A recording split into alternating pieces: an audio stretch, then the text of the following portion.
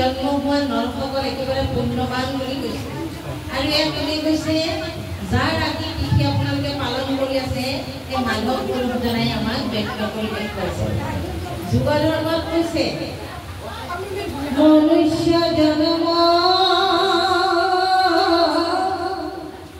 লভিবাৰ ফল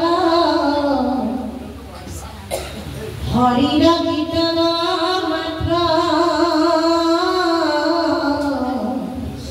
হৰিৰ কীৰ্তন কৰি মহাপুকে হুৱে মগতিৰ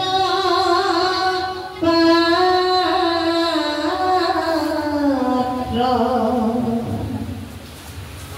আমি খুব তত্ত্বমূলক এটা ঘোষা গাইছো আইসকলৰ চৰণত অনুৰোধ জনাইছে আইসকলে হাতে কাম মুখে নাম আৰু কৰ্ণ পথেদি ঈশ্বৰৰ গুণানুকীৰ্তন শ্ৰৱণ কৰিব লাগিব গতিকে কামখন এই পাঠলৈ দিব আপোনালোকে আমন্ত্ৰণ কৰি আহিছে আমি দুৱাৰটো ক'বলৈ আহিছো নহয় বাৰু আৰু আপোনালোকে যদি গুৰুত্ব সহকাৰে নুশুনে আমাৰ বেয়া লাগিব আজি এতিয়া আৰম্ভণি সময় আহিবই সকলো আইসকল আহিব বাপসকল আহিব সেৱা জনাব ইয়াত সেৱা কৰিব সেৱাৰ ভাগে কৰি থাকক আপোনালোকে কথা নাপাতিব মনটো অন্যফালে নিদিব কোনোবা আহিছে চকুৰে ইশাৰা দিব দি আপোনাৰ কাণখন কিন্তু ইয়াৰ পৰা এৰিব নহ'লে কি হয় জানেনে শ্ৰোতা নাথাকিলে বক্তা কোনো লাভ নহয় জানো আজি পৰীক্ষিতে সুন্দৰভাৱে শ্ৰৱণ কৰিছিল কাৰণেই সুকমণিয়ে ইমান মহান শাস্ত্ৰখন আমালৈ দি থৈ যাব পাৰিলে নহয় মানে ভগৱন্ত হৰিয়ে ব্ৰহ্মাক সৃষ্টিৰ পাতনিতে ব্ৰহ্মাৰ আগত গোটেই ভাগৱতৰ বাণী মুখৰ অন্তে বাজ আছিল সেইখিনি সুন্দৰভাৱে শ্ৰৱণ কৰিছিল কাৰণে আজি ব্ৰহ্মাই নাৰদক দিছে নহয় বাৰু নাৰদে আজি ব্যাসক দিছে আৰু ব্যাসে মহামান্য ঋষি সমস্তৰ লগত আলোচনা কৰি থাকোঁতে সুকমণিয়ে আঁতৰৰ পৰা শুনি আছিল কেতিয়া যে দাপৰৰ শেষ কলিৰ আগমন নহয় বাৰু কলিৰ অসংঘাতময় কলিৰ অভিত্তিৰ মুখত গতিকে সেয়া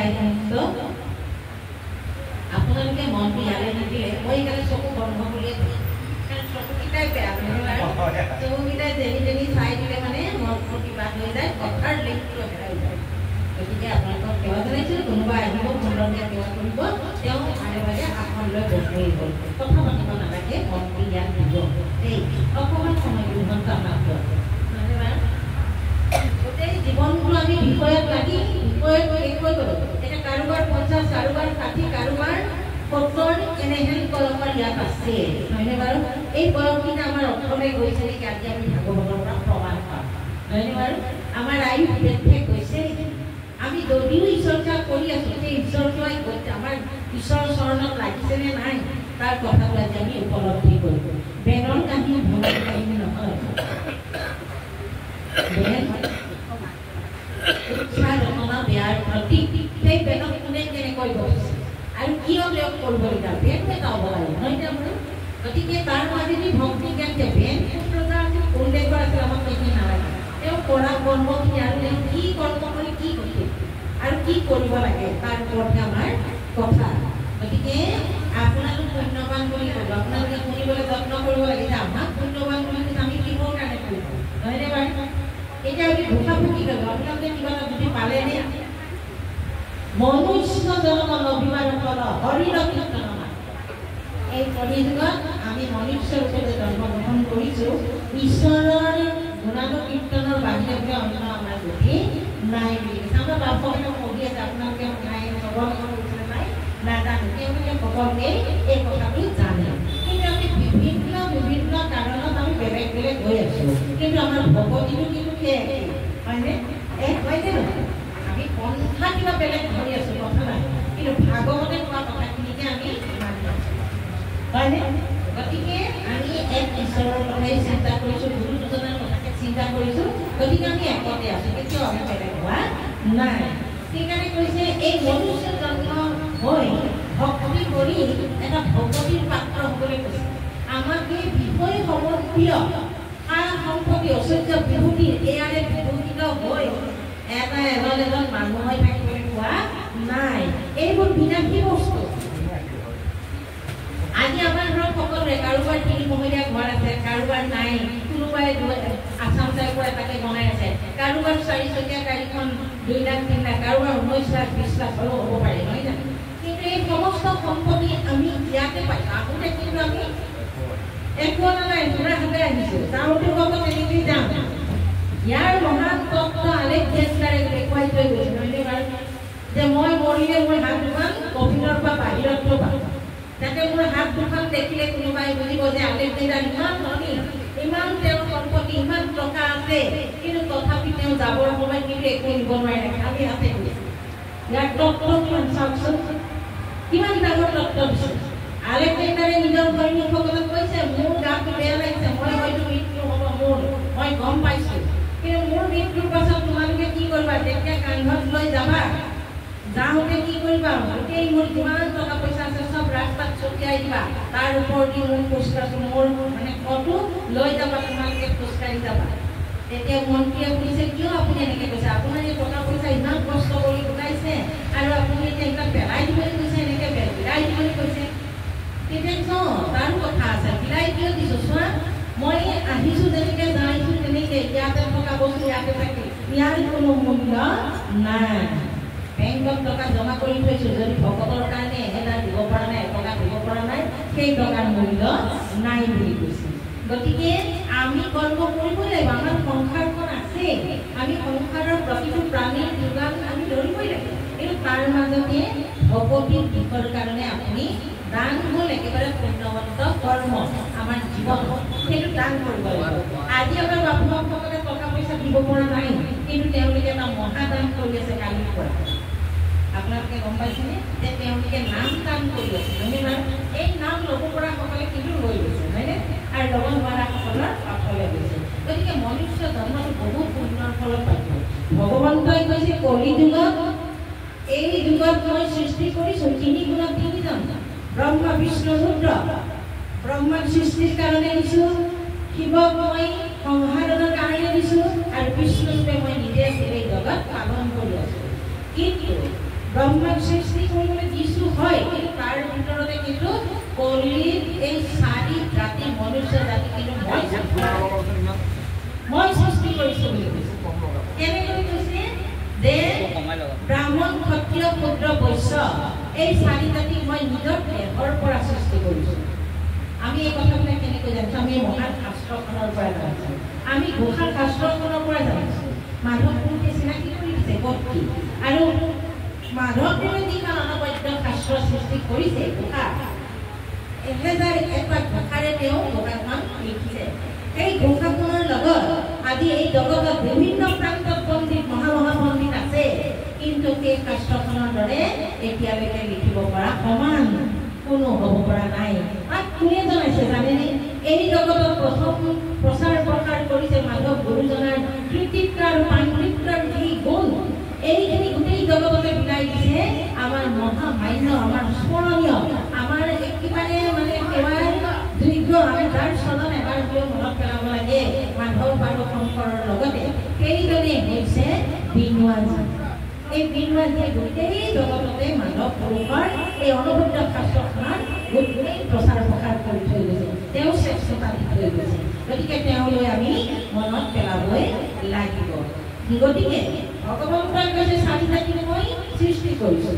তেওঁ মুখৰ পৰা ব্ৰাহ্মণ, সেইকাৰণে মুখত ব্ৰাহ্মণ ব্ৰহ্ম, ব্ৰহ্ম ব্ৰাহ্মণ হ'ল ব্ৰহ্ম, ব্ৰহ্ম শব্দ।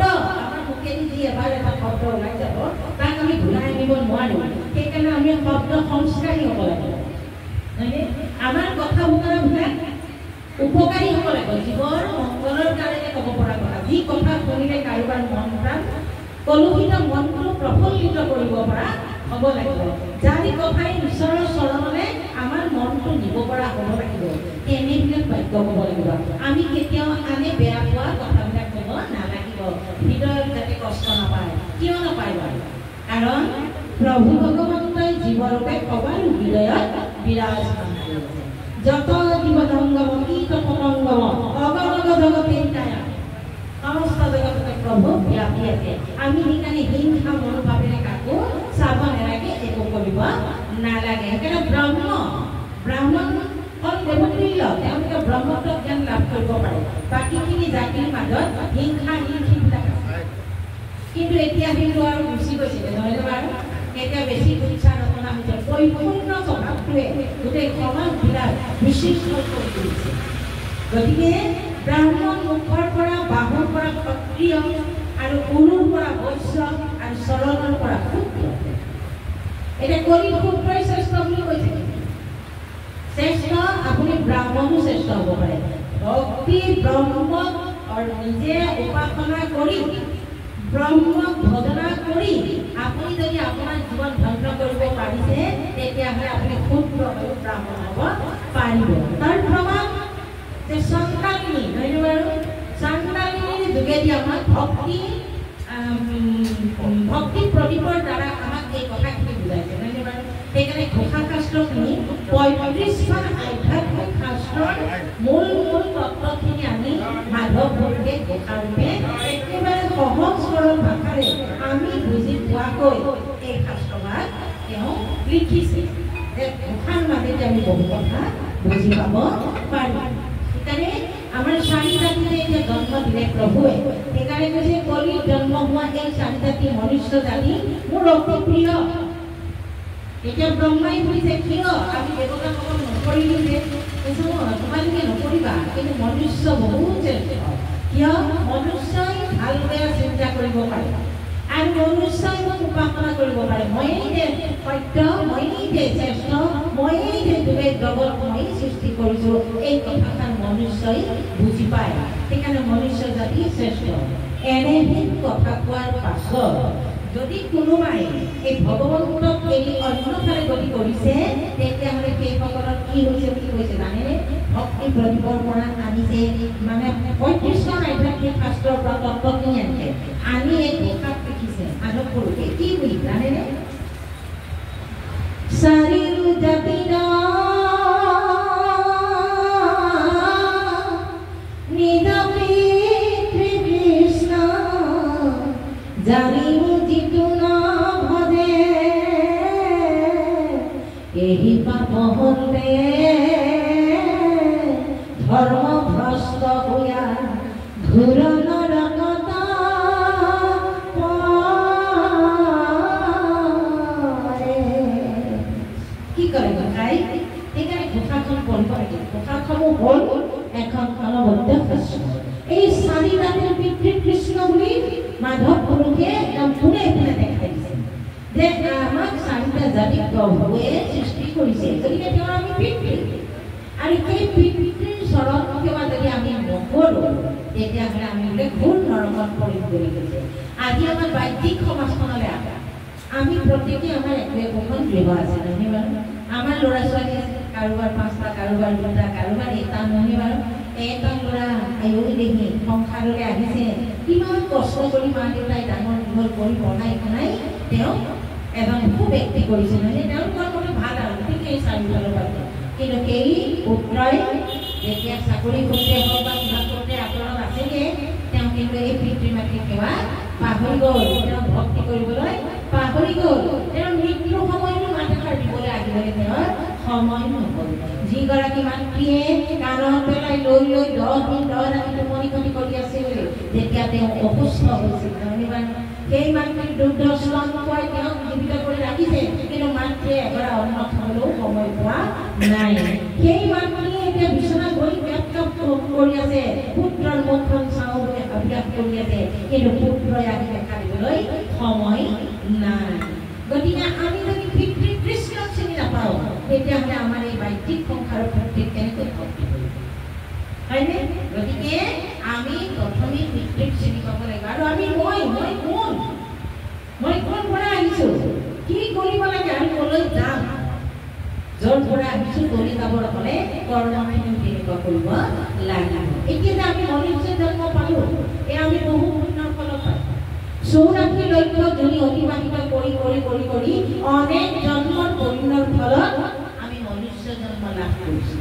অনেক জন্ম বিভিন্ন প্ৰকাৰে 84 লক্ষ জনীৰ এই মানে অলপ কেইটামান জন্মৰ আগ মুহূৰ্তত আমি সেই জন্ম জন্মবিলাক বহু প্ৰকাৰী জন্ম লয় যেনেকৈ বৃক্ষ তৃণ তৰু লতা এইখিনি দ্বাৰা আনৰ উপকাৰ হয় ফল মূলৰ গছজোপা হৈছে গছজোপাই ফলৰ ৰস গম নাপায় কিন্তু খাওঁ কৰি আমি জীৱবিলাকে নহয়নে বাৰু তাৰ ৰস পান কৰোঁ আজি আম ওলাইছে নহয়নে বাৰু আনাৰস ওলাইছে আপেল খাইছোঁ কমলা খাইছোঁ এই কমলা গছজোপাই কমলাৰ সোৱাদ বুজি পাইছে তেওঁ নাই পোৱা নহয়নে তেওঁ আনৰ কাৰণে যে মোৰ পৰা হোৱা সৃষ্টি হোৱা বস্তুখিনি খাই জীৱবিলাকে তৃপ্তি পাওঁ ঠিক তেনেকুৱা গতিকে সেই তেনেকুৱা উপকাৰী জন্মবিলাক লৈ আমি পুণ্য সঞ্চয় কৰি মনুষ্য জন্ম গতিকে এই ইমান কষ্ট আয়াত কৰি এতিয়া শেষত মনুষ্য জন্ম এই জন্মটো আমি ব্ৰেথে নিয়াব নালাগে তাতে আমি মনুষ্য হৈ থাকি আকৌ মৃত্যু হৈ যাতে সেই কীট পতংগ বিস্তাৰ কৰোঁ এইবিলাক যাতে হ'বলৈ আমি নাযাওঁ হম নেকি বাৰু এই মনুষ্য জন্ম ভাল বেয়া চব দেখিছিলোঁ নহয় এইটো জন্ম এৰি আকৌ বেলেগ এটা জন্ম ল'বলৈ কৰ্ম কৰিম সেইকাৰণে আমি পুনৰ মনুষ্য জন্ম নহ'লে পুনৰ চৰণত গতি পাবৰ কাৰণে আমি কৰ্ম কৰিব লাগে সেইকাৰণে কৈছে ভগৱন্ত মুক্তিটো নিশ্চিত যিটো সেই ভকত যাৰ মুক্তি 5 প্ৰকাৰ মুক্তি এই 5 প্ৰকাৰ মুক্তিত যাৰ স্পৃহা নাই সেইজনে হৈছে পৰম প্ৰভু ভগৱন্ত আৰু আমি বিলাক তেওঁৰেই সেৱক এই বুলি ভাবিব লাগিব তেতিয়া আৰু কি কৈছে প্ৰভুৱে কৈছে তোমালোক মনুষ্য হৈছা কিন্তু তোমালোকক ভাৰতবৰ্ষ শুদ্ধ ভাৰতবৰ্ষত জন্মগ্ৰহণ কৰিছো কলি যুগত জন্মগ্ৰহণ কৰিছো আমি শ্ৰেষ্ঠ জীৱ কিন্তু শ্ৰেষ্ঠতা আমি নিজে কৰিব লাগিব সৃষ্টিত আমাক জন্ম দি দিছে কিন্তু আমাৰ মনুষ্য জন্ম সাম্ফল কৰিব হ'লে নিজে তেনেকুৱা কৰ্ম কিছুমান কৰিব লাগিব সেইকাৰণে কৈছে যে আমি মনুষ্য হৈ যে সমস্তৰে উপকাৰ সাধন কৰিব পাৰোঁ এই কথাখিনি আমাৰ শাস্ত্ৰত খুব সুন্দৰকৈ কৈছে অনেক জনমে যাৰ সুকৃতি আছ বিচাৰি পাই বেকনাম সিটো এতিয়া আপোনালোকে এতিয়া নাম বস্তু পাইছে নাম যে পাইছে এই নামত যে ৰতিপ্ৰীতি ৰাখিছে দুজনা গুৰুৰ যে চৰণত সেৱা কৰিছে আপোনালোকে অনেক জন্মৰ আগৰ জন্মৰ পুণ্যৰ ফলত এই কৰ্মখিনি কৰিছে কিন্তু এই জন্মত কৰিবলগীয়া কৰ্ম কিছুমান আছে নহয় এই জন্মত যদি আপোনালোকে তেনেকৈ ভাল কৰ্ম কৰি যায় তেতিয়াহ'লে পুনৰ আৰু সেইবিলাক জীৱ হ'বগৈ নালাগে ভগৱন্তৰ স্থানত আপোনালোকে স্থান পাব হয়নে আমি কেতিয়াবা কোনোবা লোক পৰলোক আমি হ'লে তেতিয়া আমি কওঁ নেকি বাৰু এই আমুকজন মৰিলেও তেওঁ নৰকলৈ যাওঁ তেনেকৈ নকওঁ নহয় জানে কিছুমানে নিজে নিজে ভাষাৰে কয় স্বৰ্গত স্থান পাওঁ কিছুমানে কয় বৈকুণ্ঠলৈ যাওঁ হয়নে বাৰু গতিকে আমি ভাল ঠাইলৈ যাবলৈহে আনৰ কাৰণে আমি কামনা কৰোঁ নহয়নে বাৰু গতিকে সেইকাৰণে আমি সদায় কৰোঁ প্ৰকাৰে আমি ভাল বেয়া সেইকাৰণে বিচাৰ কৰি চলিব লাগে আমাৰ ল'ৰা ছোৱালীখিনিকো আমি ভাল ব্যৱস্থাত চলাব লাগে চলিবলৈ যত্ন কৰিব লাগে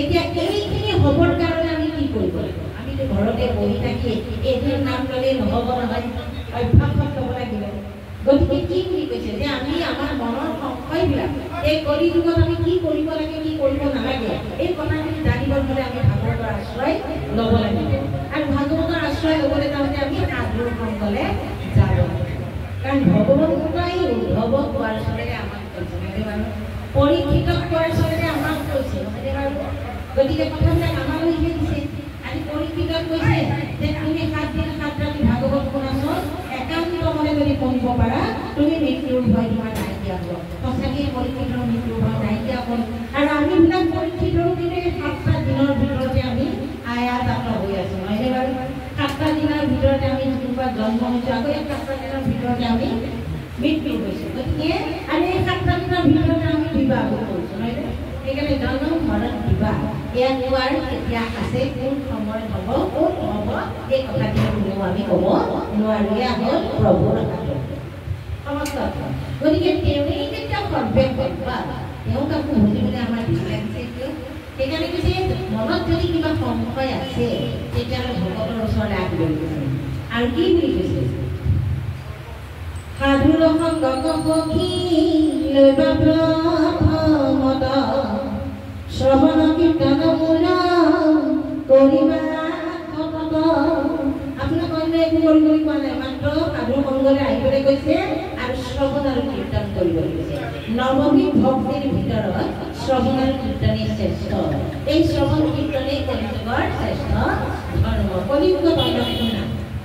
কোনোবাই কৰি আছে পৰম্পৰা অনুসৰি কিবা কৰি আছে কৰক, কিন্তু তেওঁ শেষ মুহূৰ্তত কিন্তু সেই নামতে আশ্ৰয় ল'ব লাগে। নামত আশ্ৰয় নল'লে কেতিয়াও এই জীৱৰ মানে কল্যাণ নহয় বুলি ভাগৱত শাস্ত্ৰত দিছে। এইবোৰ আমি কোৱা কথা নহয়, এই প্ৰতি ভাগৱতে আছে। এতিয়া সাধু সংগে মূল কথা নুশুনে দিন, জীৱন্ততে মৰা কিটো অধম পান। এই তৃতীয় স্কন্ধত লিখি থোৱা আছে, একাদশ স্কন্ধত লিখি থোৱা আছে। এই কথাবোৰ আমি তাৰ পৰাই পঢ়িবলৈ জানিছোঁ। বচা বচা কথাখিনি লৈ আমি প্ৰচাৰ প্ৰসাৰত নামিছোঁ, কাৰণ এইবোৰ কথাই গুৰুত্ব দিব।